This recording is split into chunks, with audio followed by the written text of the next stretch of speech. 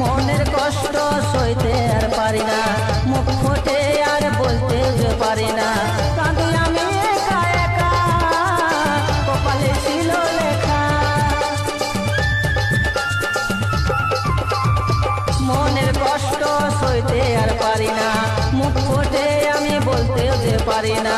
কাঁদি আমি একা একা, কপালে ছিল লেখা।